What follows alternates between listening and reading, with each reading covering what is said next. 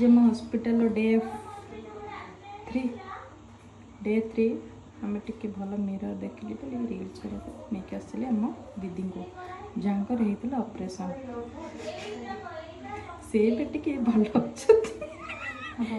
पेट काटुଛି मत sorry sorry sorry तुम mute कर मते मते कहले रील्स करिया मु कहले हो चलो डॉक्टर ता भीतर कहतले बुलिया पे आसी कि सब कंबली करछन नहीं नहीं अरे मु भल कथा कहूँ तांकर एबे देह ठीक अछि सुनो सुनि दे जा मु भाषण अरे सुनो अगस्त 15 वाला भाषणटा रही जाइछि एबे से सुस्थ अछंती आमे माने सब आसी कि बिस्कुट मिक्सचर नै के देखिया पाई किंतु एटी अलाउ करना ते आमे थोई खिया होछ एटा कहिथांती माने खाଇବା पे दिया हैतिला 130 टका खाଇବା हमर हला 5 टका जो दिया हैतिला से चेंज आनिले चेंज तो ई पॉकेट रे ए थोई दे माने रोगी ने पैसा भी नहीं कि पळौछन बिस्किट मिक्सचर आनिबे सुनो ना तापरे सेबे हाँ ठीक अच्छे एबे से ठीक अच्छे आ बहुत भल अच्छा सुस्थ अच्छा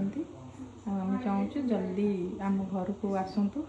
घर टे गेजे गेजे मेजे मेजे होनी केते दिन है गले कली कजिया हम आमर तांकर जोटा कि आमर हैनी एतिक मो वक्तव्य शेष कर वंदे मातरम वंदे मातरम।